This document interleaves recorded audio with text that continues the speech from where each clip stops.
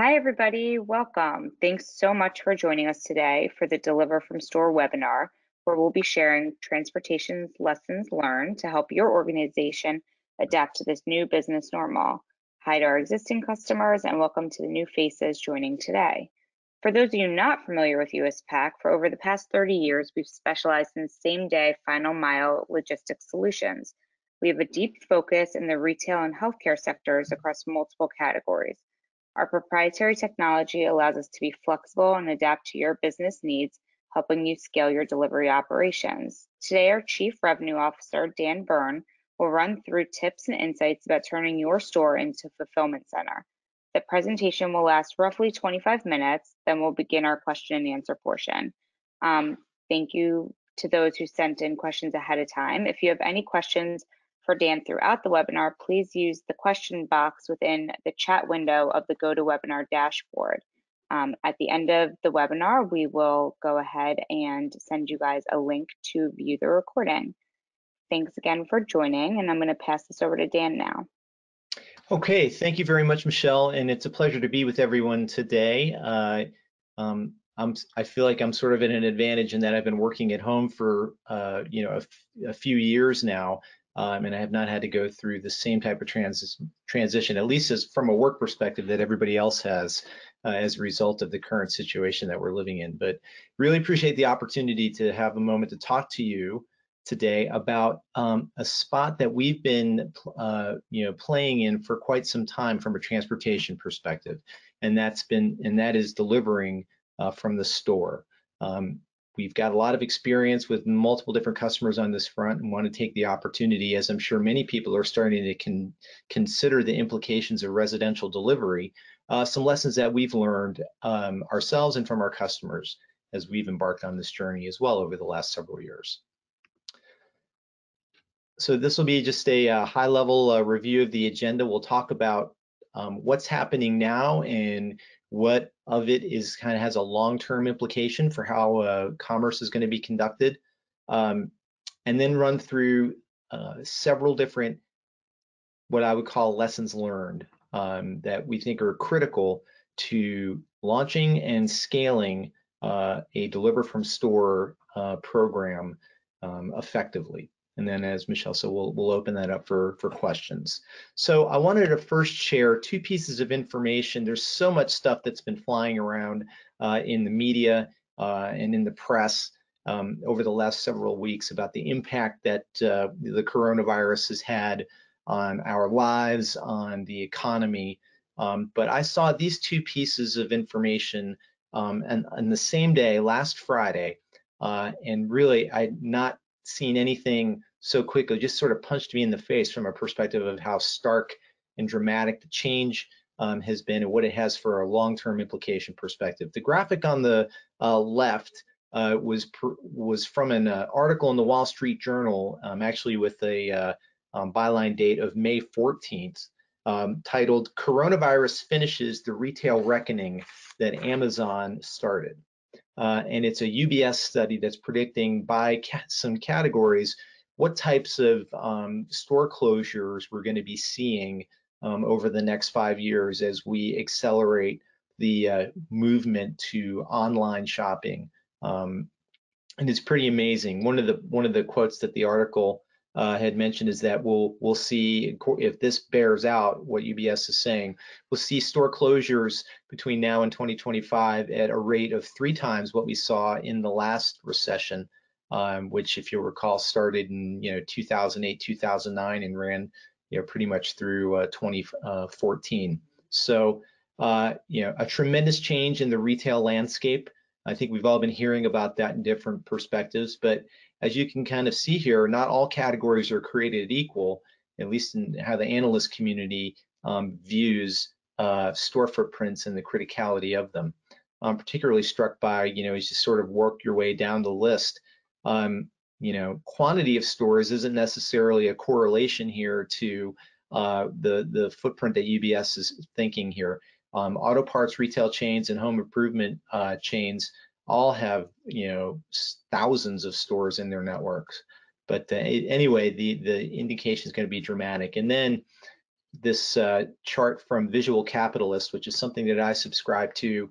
I enjoy the information that I get from them on a weekly basis, but this statistic that Zoom, the kind of preferred, online remote work platform in the coronavirus, now has a market capitalization that's larger than the combined market cap of the 7 largest airlines in the world. So Wall Street is betting on the fact that what we're all doing today, working remotely, is going to be the new norm. And look at those daily user counts from the end of December through April 2020, from 10 million daily users to over 300 million daily users. Pretty dramatic. And I thought juxtaposing those two pieces of information was a pretty good indicator of what we're dealing with here. And I think the question that we all have is sort of what does this mean for the long term? And again, we're certainly not smart enough to know this with any certainty, but if you kind of aggregate together sort of what conventional wisdom and folks in the market and other experts are saying, we are certainly currently in an intermediate phase of undetermined length. We've gone through the shutdown. We are in various stages of reopening, but it'll be really a behavioral response on the part of consumers to risk that determines how long we're sort of in this U-shaped or bathtub-shaped recession. I thought it was very interesting in an article that I saw in the New York Times that the best leading indicator of the impact that the shutdown and the coronavirus had on the economy was reservation data that was tracked by OpenTable, which is the most popular online restaurant reservation system that's available. And they were showing dramatic drop-offs in restaurant reservations, a week on average, a week ahead of shutdown orders in various markets and various states. So that behavioral choice, independent of what actual lockdown orders were, is going to carry forward. And there's sort of a belief that we'll be operating at a 80 to 90% level, perhaps less, until full testing is available and that we have confidence that we can go about our business without running a high risk of catching the virus. And how long that's going to take is anyone's guess. But after that, this article that I had read in The Economist sort of encapsulated a lot of what people are thinking, is that this event has dramatically accelerated a number of changes that were already underway. And the first one is supply chain diversification, or another way to think about that is deglobalization. We didn't really have a global supply chain. What we had was a China-based supply chain from a manufacturing perspective. So diversifying production, bringing supply chains closer to home, a trend that was already underway as a result of the trade disputes that we've been having for the last few years, is going to accelerate and become more of a permanent fixture as a result of that. Second, the two things that we showed earlier, technology's acceleration in commerce, working remotely. With respect to the supply chain, the deployment of robotics in warehousing and manufacturing could really change the cost equation to moving production and manufacturing closer to nearshore or onshore. But you can just quibble about what the acceleration of the rate is, but most people are saying that B2C e-commerce penetration is going to double in its rate of acceleration. So those projections that we're saying that we'd have e-commerce at 20% of all retail sales in the next 5 or 6 years, you can have that number, and we'll be there in 3 years. And then finally, that industry consolidation will continue.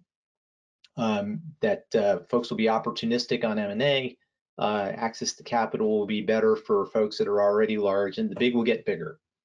So when we think about that from the perspective of delivering from store and transportation, the trend that was already underway from our perspective was this, and it's been defined by Morgan Stanley as Prime 2.0.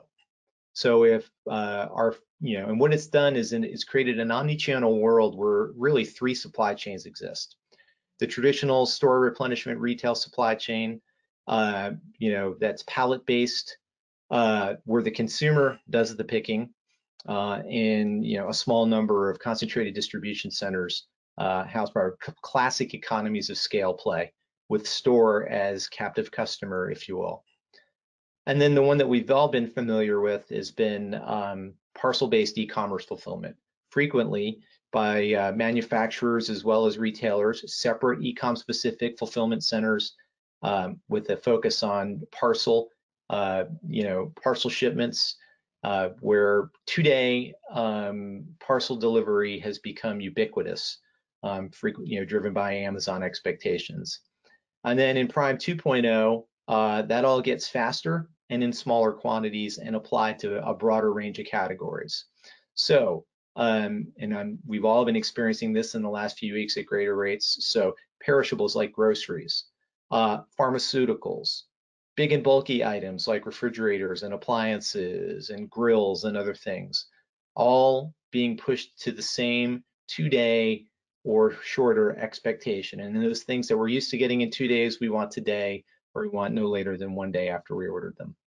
And that's driving an emphasis on pushing inventory as close to the customer as possible to fulfill that. And stores make sense as a fulfillment center on that. So all of those trends, according to McKinsey, was going to drive basically a 2x expansion in US parcel volume by 2025, with same day's share of parcel volume growing from less than 1% to over 20%. And like I said from before, that's probably going to happen in half the time than it was expected to, previously. So this is, again, already underway. Post-pandemic, and this event is going to accelerate that. So this is an area that we've played in at some depth. USPAC is focused on same-day and next-day delivery. We have deep experience in a variety of retail categories as well as clinical healthcare, and are operating in delivery from over 5,000 stores across the US. We've got a footprint that's less than 5 miles from 40% of the US population. So we've had a lot of experience in this space with hyper-fast, hyper-local delivery, and wanted to share with the many folks on the phone who I'm sure are thinking about how to launch and how to create these programs, some lessons that we've learned from our customer. I'd be remiss in saying that this isn't that this is solely a retail issue. Again, we focus our business, probably about 92% of our business is focused in these 2 categories, and that's evenly split between retail and healthcare. But we've been surprised over the last couple of years and have seen a tremendous scale up in the last couple of months on how residential speed, convenience have accelerated in the healthcare space as well, for a variety of different products and categories. So we're talking about 44% of GDP between these 2 major sectors of the economy moving increasingly quickly into a residential-based, high-speed, convenience-driven, highly precise delivery model, and that emphasizes a local presence. So with that being said, what are some of the lessons and the mindsets that we've seen our successful customers take in approaching this, if you will, the delivery economy, where delivery is a critical component of doing business with customers. It's baked into the promise that your brands make, that your customers expect. It's highly integrated. What have we learned and what has driven success? One has been a real flip in the mindset of our clients and successful shippers. For those of us who have grown up in the supply chain world, and I count myself as one of those, most of my career, as a carrier has been focused on cost optimization. How do I get good volume forecast, implement mature systems, strict and rigorous KPI performance metrics to ultimately allow my customers to optimize their costs of delivery over a large volume of information and a large volume of shipments with a relatively static environment where the origin points have been static, the distribution points have been static, not changing on a day-to-day basis, and forecasting has been quite good.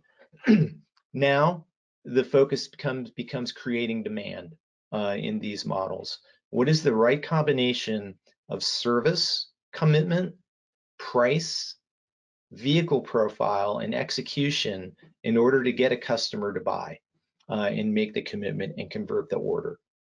So it's a combination of execution capability and ensuring and expanding that to ensure a strong customer experience.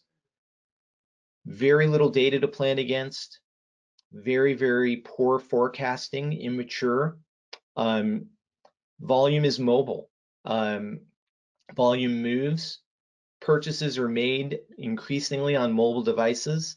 And a secondary objective is to grow the basket size, the average purchase price for delivery-oriented orders to help justify the cost of delivery.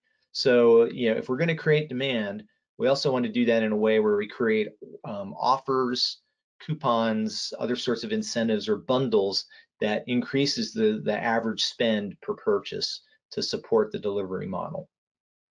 So getting into a demand creation, revenue forecasting revenue mindset versus a cost optimization focus has been a big shift in our most successful customers in the Deliver from Store programs that have executed.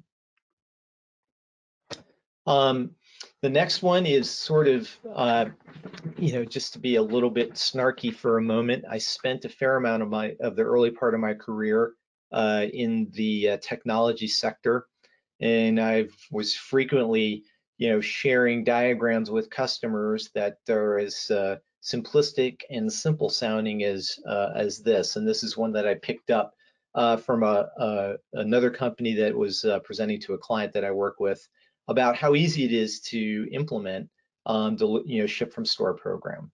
Just have a couple of nice arrows going back and forth, very seamless movement of orders and inventories and pickups. We get confirmations back. We have that seamless connection to inventory, and everything works, very smoothly and very simply. And our consumer on their left side there has a smile on their face. And in reality, it's a lot more complicated than that. Systems are not critical for launch, but they are absolutely critical for successful scaling of programs. And I'm talking about scaling from an execution perspective as well as from a profitability perspective. So what I like to say is, if you know systems, you will know scale. If you have no systems, you will have no scale. And what I mean by that is just the labor costs associated with being able to, enact these programs just won't justify scaling and deployment at a large scale. So some key questions around the system side is, how and where are orders flagged as orders that will be executed for delivery? Does that come in through your web order management system? Can those orders be flagged at point of sale? But how does an order get flagged for delivery? And then from this will be sort of a supply chain model because it exists. How does an order get converted to a shipment that then gets tendered to a carrier for pickup and delivery? On the supply chain side of the house, we typically have transportation management systems that are, orders flow from an order management to warehouse management to TMS for execution for delivery. Not as simple in the Deliver from Store space. How do we screen inventory off from in-store purchases? So once inventory is claimed by an online order, it can't be resold or undersold. How do we think about weight, DIMS, order consolidations, order splits? Because again, we're talking about categories in some retailers and even healthcare providers where the product being shipped can be quite diverse in terms of size and weight. And how do we use that to sort of spec vehicle profiles? Where and how do we manage privacy and regulatory concerns? If I'm shipping, a sofa to someone, the consignee is a consumer. If I'm shipping a prescription to a consumer, that consumer becomes a patient and immediately is subject to HIPAA, DEA, and other regulatory and privacy regulations. And that's definitely can completely impact it on the shipping side. And that needs to be taken into account. When are you going to have order cutoffs? What is your execution model going to be? Will you enable orders to be scheduled in advance, or do they all need to be placed and executed in the same day? Can your system support forward scheduling of orders? How long can a shipment live in your system? Because frequently we'll need to reschedule and make multiple attempts for deliveries. And product will be refused and returned. So that will need to be accounted for in your systems as well. Another rule of thumb has been to really initially on launch, focus on execution and do what you can to shape demand. I put this in bold. What we've observed is that it's good to resist the urge to deploy delivery at all locations and try to focus your fulfillment and execution capabilities on a small number of stores in order to build experience and leverage labor costs across, because you're talking about, resources that are, either in the store or doing something else, inside your organization that'll be focused on the delivery operation. So we've seen that all-day service windows or 4-hour service windows have been a good place to start to maximize that. And that allows you to sort of take what we would call a sweep or release approach to fulfillment and delivery. So to kind of define that a little bit more clearly, I could have basically make a commitment of delivery by 11 a.m. and orders will be taken and processed for 11 a.m. delivery by up till 9 a.m. And then you've got an hour for the product to get fulfilled and prepared at the store, and then get picked up, and another hour to get the product picked up and delivered by the customer. You do have the opportunity to shape demand to maximize execution. Our experience also shows that there are pretty clear peaks for residential delivery, 4 to 8 p.m. during the week, as well as all day on Saturday, are peak delivery windows from a day part analysis perspective. But it'll be important in terms of, especially in terms of building confidence in the customer, getting the customer to order and reorder to maximize execution at first. And our most successful customers have taken these types of approaches as they've launched programs. And then they've diversified and created more windows, premium services as they've built scale and expertise. So number 3 would be store readiness. Labeling, packaging, where is product staged in the store? Is it easily found? Because these programs need to support not only deliver from store, but increasingly pick up from store as well. The fulfillment and labor components of pickup from store or curbside pickup are identical to deliver from store. So staging areas both for our transportation drivers as well as your customers to pick up product is critical to success inside the store. And again, it creates routine. Returns, paperwork, all need to sort of be originated out of the same location within the store to be the most successful. What's very interesting, I mean, anyone who's got familiarity with transportation, either as a carrier or a shipper, knows that drivers are, it's a high turnover business compared to other businesses, and so are store associates. So we've got to find a way to get our highest turnover workforces to collaborate and to do it in remote locations, away from operational supervision. So it's train, train, train, train, train. And our most successful customers have created dedicated field support organizations to support the store operations personnel in being able to prepare and support delivery. As peak characteristics become more clear in the delivery program, altering the methods and the procedures for hiring store personnel specifically to support fulfillment is also a critical component of that. But that issue of having our workforces work together and collaborate is critical. From our perspective as a carrier, it's driver consistency and making sure that we take a look at assigning drivers at a zone-based level. So we've got familiarity, relationship building, and consistency in the experience between the driver and the store personnel. I'll talk a little later about what we're seeing in terms of pickup from store and other programs around transportation, but store readiness is critical. Another thing that's increasingly important is how carriers are being asked to focus more on enabling the customer experience. And some ideas about that would be the ability to have frequent and multiple message cadences, to be able to brand those by scenario, maybe by service type, and to use these platforms as a marketing opportunity, a way to sell services through your delivery channel, whether that be capturing voice of the customer survey information or selling add-on services like installations or warranties or other things like that.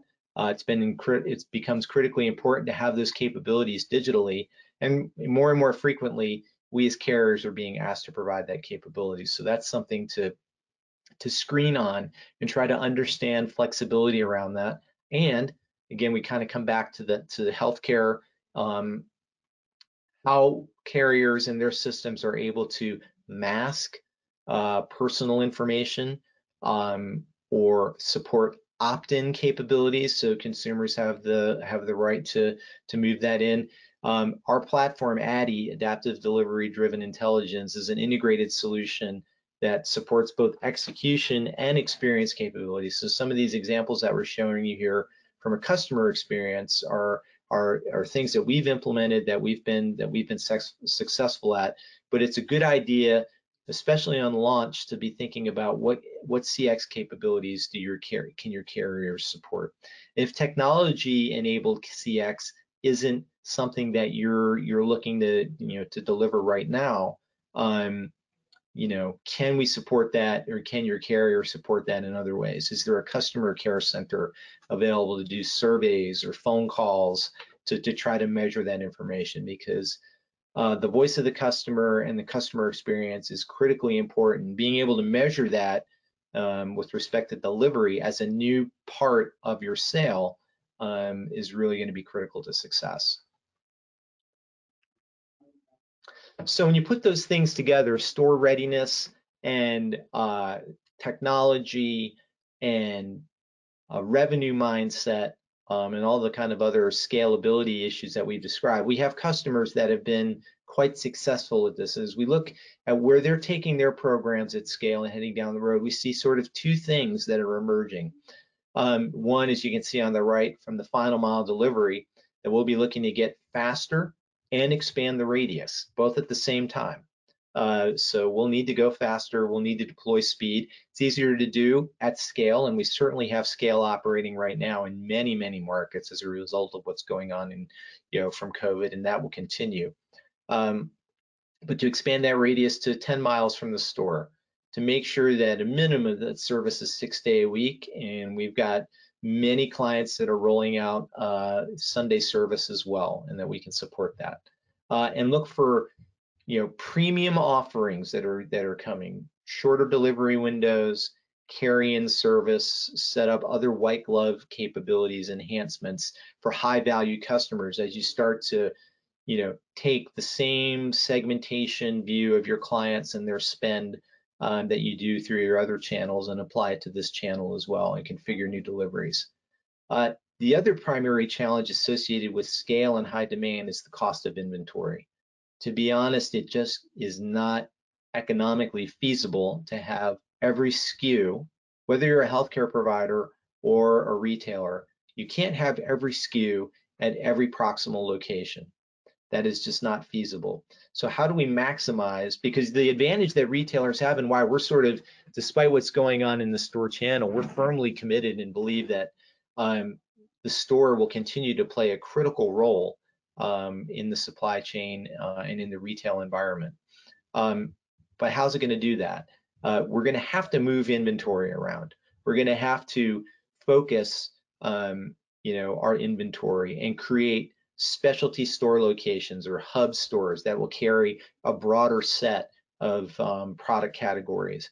And those will serve as kind of local fulfillment centers to move product around the local market, both for general store replenishment for foot traffic, as well as to support delivery. In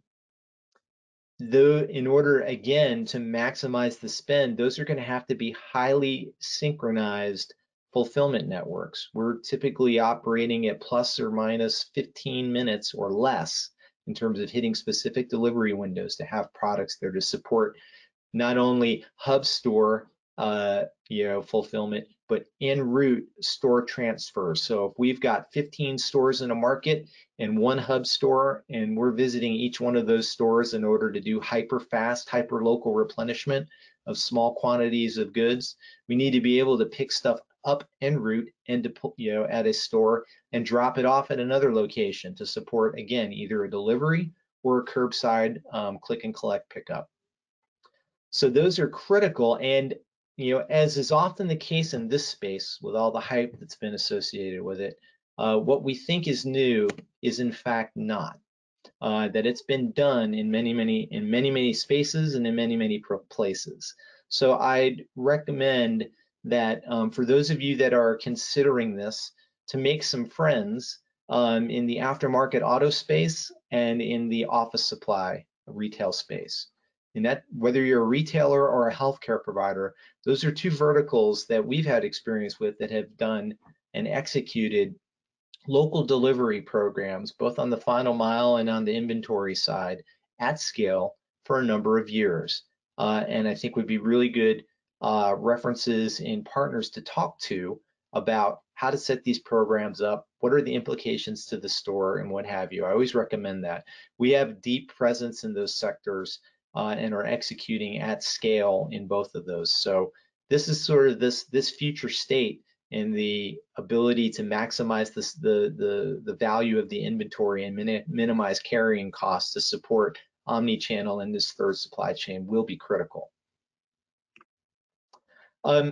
So as I said, we're in this space. We're executing on this nationally at the tune of about 1.3 million deliveries a month and over 5 million parcels in a store-based program. So just wanted to let you know a little bit about our capabilities and our network, and that we're speaking here not from opinion, but from experience. And we're happy to share that with you today. So I appreciate your time and your attendance, and now would like to open the floor up to any questions that the audience might have. Handing it back to you, Michelle. All right, thanks so much, Dan. So we did have some questions come in, so we'll get started with those. So what are the options for medication delivery? Like, do you require customer signatures? And then how can we meet the chain of custody requirements in this new normal?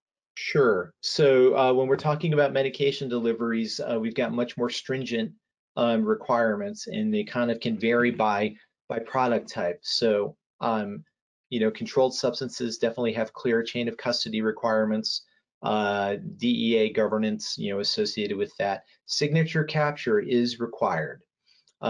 So while we're doing many, contactless deliveries, in retail category right now, where we can capture, if you will, proof of delivery in different ways, here, in order to support reimbursement and other, regulatory requirements, we need to be able to capture the signature. So we're doing that on handhelds. We're doing that in some cases at our client's request on paper manifests as well. But that's critically important. We cannot do unattended deliveries with medications. At least we don't have any clients that are allowing us to do that, and I think that's a good thing. So returns is a critical component of that as well. And we do have product in the supply chain for those deliveries that require refrigeration as well, and we can support that. So those are some ways that we're handling that on the medical side of the house. All right, great. So What do you think is going to happen to stores, and what is going to be the interest for in-person shopping moving forward? Well, we've got there's several different points of view on that, and while I think that there certainly has been a trend around maybe reducing the footprint. Um, what we're kind of thinking is that a number of things that will have are going to happen, and it'll be different by category, as you sort of saw in that UPS forecast. Foot traffic's not going to go away. The store is going to be important and continue to be important.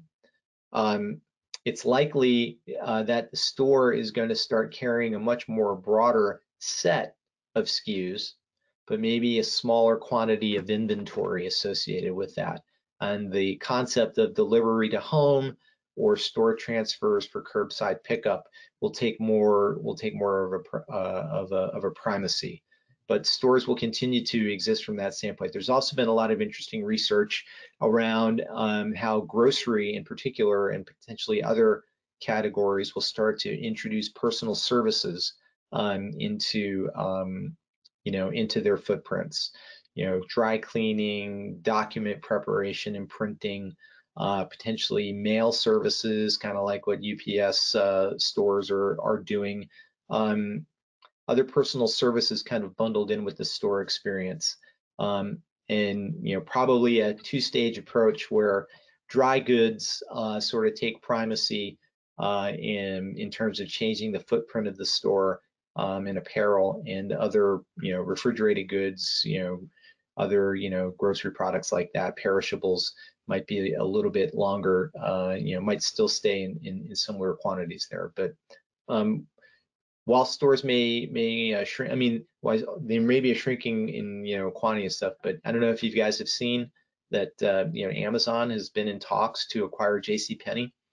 There will be continue to be innovation in brick and mortar around technology and the shopping experience, as well as broadening the breadth of product sets. I think it'll be interesting too to see which retailers think that they've got fulfillment and logistics capability to expand their product category to sort of leverage the investment that they've made in delivery programs into categories that they couldn't serve otherwise. I think it's been very interesting to see that Walmart announced this week that Jet.com, the brand that they purchased to really kind of jumpstart their e-commerce initiatives. There was a strong fulfillment and front end capability that came with that, but that brand's going away. Jet.com's being shut down, and the core brand from Walmart has been, is kind of primacy, and they've had some excellent results this week. But store will continue to be a critical component of that. All right, so this is the last question that I have. Unless anybody else has anything else, you can feel free to ask a question in the chat box. So what's your experience on pickup from store programs versus deliver from store programs? I think there's a strong interest in pickup from store. The attraction there is a couple of things. One, do I have maximum control and convenience in the return experience? Returns are a part of delivery, and the store as a channel will not change that. And even if I get parcel delivery, the ability to return those products to the store is critical. There's certainly a strong belief that if I can get customers to come to the store for a pickup, they will purchase other products while they're there, and I'll grow my basket, size, and that potentially I'll avoid some of the economics on the delivery side that I might be a little bit concerned about. So I think there's going to be a strong balance there between pickup from store, or click and collect as it's called in Europe, and deliver from store. What is interesting though is that the need for local movement of smaller quantities of goods will remain consistent regardless of the model that you use. So there'll be transportation costs that will grow as a result of that. And I for one, believe that we'll be doing as much work moving product between store locations or alternate pickup locations as we will be delivering to customers. I just think that there'll be you know, a key part of the economics of this has to do with maximizing the inventory and limiting the inventory spend and maximizing turns, and being able to share that the stuff that's in market locally to support both of those programs is going to be critical. So I think I think both of those programs will continue to accelerate. All right, great. Well, that concludes our questions and the webinar. Thank you, Dan, and thank you everybody for attending. We'll be sure to send you a link in the next 24 hours so that you can view the recording at any time. So thank you all so much again for attending, and have a great day.